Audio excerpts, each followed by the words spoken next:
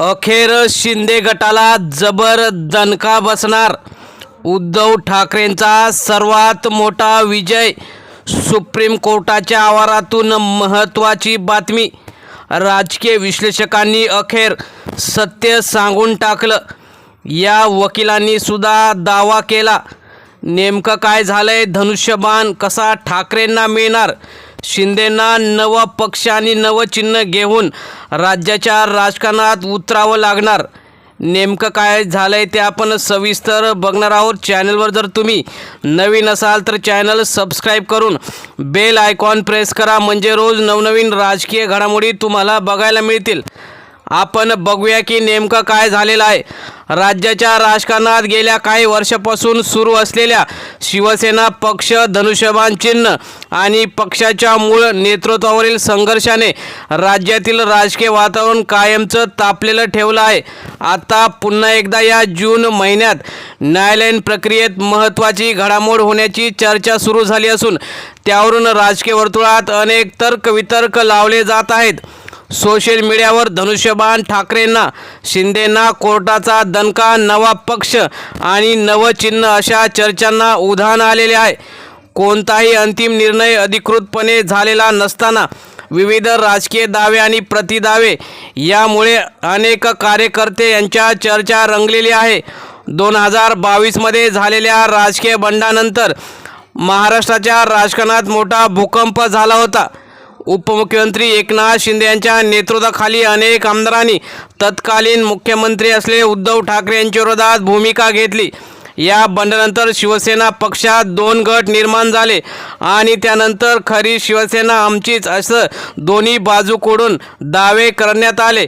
निवडणूक आयोग आणि विधानसभाध्यक्ष राहुल नार्वेकर यांनी अनेक नियम पायदळी तुडवत शिंदेंना पक्ष आणि चिन्ह दिलं. मात्र त्यावर पुन्हा एकदा उद्धव ठाकरे यांच्या वकिलांनी सुप्रीम कोर्टात धाव घेतली आणि गेल्या 2 वर्षापासून सुरू असलेल्या संघर्षाला आता अंतिम निकाल प्राप्त झालेला दिसत आहे. त्यामध्ये वकिलांनी दावा केला आहे की शिवसेना ही खरी उद्धव ठाकरे यांचीच आहे. निवडणूक आयोगाने जेव्हा 2 गटांची बाजू ऐकली त्यावेळी शिंदेंना धनुष्यबाण चिन्ह दिलं होतं आणि उद्धव ठाकरेंना मशाल आणि शिवसेना उद्धव बाळासाहेब ठाकरे असं पक्षाचं नाव दिलं होतं. त्यानंतर जी न्यायालयीन लढाई सुरू झाली होती त्यावर ठाकरे गटाने दावा केला की शिवसेनेची स्थापना, विचारधारा आणि पक्षाची मूळ ओळख ही बाळासाहेब ठाकरे यांच्या नेतृत्वातून निर्माण झाली आहे. त्यामुळे केवळ संख्याबळाच्या आधारे पक्षाची ओळख बदलता येणार नाही. दुसरीकडे शिंदे गटाचं म्हणणं होतं की पक्षातील बहुसंख्य आमदार, खासदार आमच्याकडे आहेत, त्यामुळे आमचीच खरी शिवसेना. त्यामध्ये अनेक सुनवाया गेल्या, परंतु गेल्या सुनावणीत असं ठरलं की एक अंतिम सुनावणी होऊन त्यामध्ये शिवसेना आणि पक्ष जो काय निकाल आहे तो लावून द्यावा.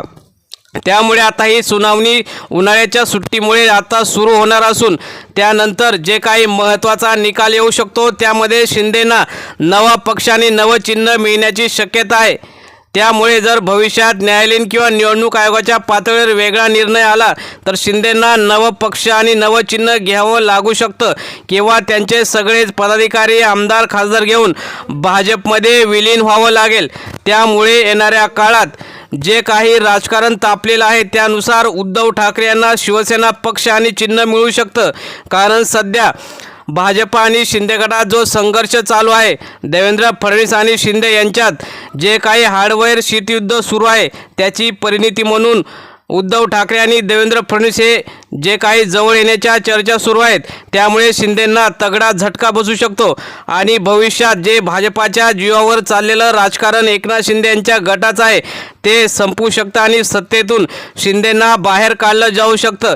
त्यामुळे भाजपाला स्वबळावर जी काही सत्ता आणायची आहे आणि 10 ते 15 आमदार अगोदरच शिंदे गटाचे देवेंद्र फडणवीस यांच्या जे काही मुठीत असल्याचं सुद्धा बोललं जात आहे. त्यामुळे येणाऱ्या काळात पुन्हा एकदा देवेंद्र फडणवीस वेगळं काही राजकारण करून शिंदेंना दणका देत पुन्हा एकदा शिवसेना पक्ष चिन्ह हे उद्धव ठाकरेंना मिळण्याची शक्यता वर्तवण्यात येत आहे. त्यामुळे येणाऱ्या काळात राजकीय निरीक्षकांचं मत आहे की शेवटी अंतिम निकाल जेव्हा येईल त्यावेळी उद्धव ठाकरे यांना शिवसेना पक्ष आणि चिन्ह मिळेल. कारण या निकालामुळे देशातील अनेक राज्यात संघर्ष टळेल. त्यामुळे उद्धव ठाकरेंच्या बाजूने निकालाची शक्यता आहे. मित्रांनो, तुम्हाला काय वाटतं, शिवसेना पक्ष आणि चिन्हावर कुणाचा खरा दावा आहे?